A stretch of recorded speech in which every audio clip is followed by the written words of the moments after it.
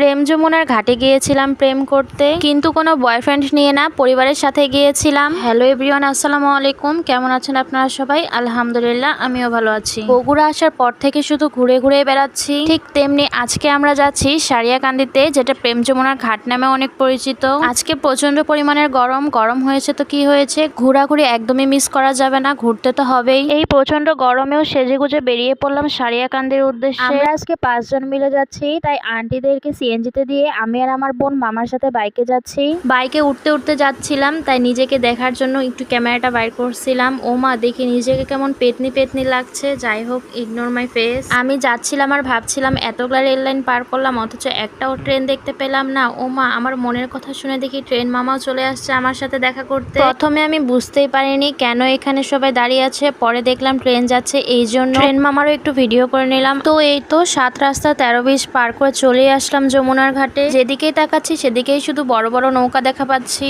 এই যমুনার ঘাট কিন্তু আবার সারিয়াকান্দি নামেও পরিচিত। অনেকে যমুনার ঘাট বলে, অনেকে আবার সারিয়াকান্দি বলেও চেনে। ঘাটে এসেছি আর নৌকাতে চড়বো না, সেটা কি কখনো হয়?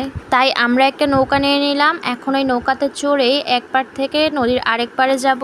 সাবধানে উঠে পড়লাম সবাই নৌকাতে। এখন এই 2 ঘন্টা আমরা পানির উপরে করে ঘুরে বেড়াবো। নৌকাতে তো বসে পড়েছি, কিন্তু এখনো নৌকা ছাড়েনি, একটু পরে নৌকা ছেড়ে দিবে। তাই আমি আমার একটু ভিডিও করে নিচ্ছিলাম, আর একটু পরেই নৌকা ছেড়ে দিল। তো এখানে আমি আমার হাতের ভিডিও করছিলাম, আর আমার আন্টিও আসলো, তাই আমি আমার আন্টির হাতটা নিয়েও একটু সুন্দর করে ভিডিও করে নিচ্ছিলাম।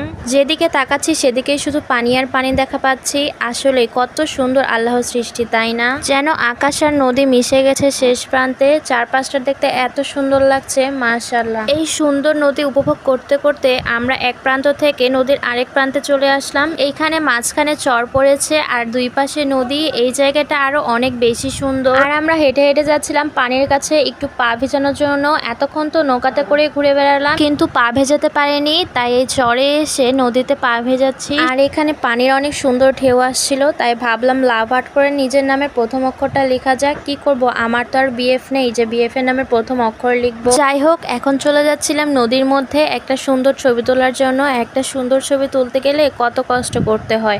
তারপর ছবি তুলতে তুলতে দেখি মামা ছাতা নিয়ে ওদিকে গেল। তারপর আর কি, আমিও টুকটুক করে ক্যামেরা নিয়ে মামার পেছনে পেছনে গেলাম। গিয়ে দেখি জেলেরা নদী থেকে মাছ ধরেছে, ছোট ছোট অনেক গুড়া মাছই তারা এখানে বাছাবাছি করছে। মাছ উঠানো দেখতে দেখতে মাঝির ডাক পড়ে গেল, আমাদেরকে এখন যেতে হবে। যেতে যেতে দেখি নদীর চরের মধ্যে কত শামুক, তাই আমরা এখান থেকে কিছু শামুকও কুড়িয়ে নিলাম। আর এই তো নৌকাতে উঠে পড়লাম। এখন এই পার থেকে আবার ওপারে চলে যাব। প্রায় 2 বছর পর আমি নৌকাতে উঠেছি, আমার কাছে অনেক ভালো লাগছে। জানি না আবার কবে নৌকাতে উঠতে পারবো। এই নদী সমুদ্র আমার কাছে অনেক ভালো লাগে। ইনশাল্লাহ একদিন আমিও যাব সমুদ্র দেখতে। আজকে তো প্রচন্ড পরিমাণে রোদ ছিল আর গরমও ছিল, কিন্তু নৌকাতে ওঠার পর এতটাও গরম লাগছিল না। নদীতে গেলে এমনিতে একটা ঠান্ডা বাতাস বয়, সেটাই আমার কাছে অনেক ভালো লাগে। নৌকাতে ঘুরতে ঘুরতে কখন যে 2টা ঘন্টা পার হয়ে গেল বলতেই পারলাম না। নৌকাতে করে এত পরিমাণে ঘুরেছি যে গলা শুকিয়ে আমাদের কাঠ হয়ে গেছে। তাই আমরা ঠান্ডা ঠান্ডা আখের শরবত অর্ডার করে দিলাম। আর এই তো দেখুন, আখের ঠান্ডা ঠান্ডা শরবত খেয়ে তো মনটা একদমই শান্তি। ঠান্ডা আখের শরবত খেয়ে শরীর ঠান্ডা করে এখন আমরা রওনা দিয়ে দিচ্ছি বাড়ির উদ্দেশ্যে। আজকে আমি এসেছিলাম সারিয়াকান্দিতে। যারা বগুড়ায় থাকেন তারা তো নিশ্চয়ই জায়গাটা চিনেন। কে কে চিনেন অবশ্যই আমাকে কমেন্ট করে জানাবেন। তারপর এই তো রাস্তায় গাড়ি থামিয়ে আমি আমার পছন্দের চিপস খেয়ে নিচ্ছিলাম। এখানে কার কোন চিপস পছন্দ সেটাও কিন্তু আমাকে অবশ্যই কমেন্ট করে জানাবেন। আর তারপর ঠান্ডা ঠান্ডা ড্রিঙ্কও নিয়ে নিলাম। ড্রিঙ্কও ম্যাঙ্গো ফ্লেভারটা আমি প্রথমবার ট্রাই করেছি, কিন্তু আমার কাছে লিচিটাই সবসময় বেস্ট লাগে।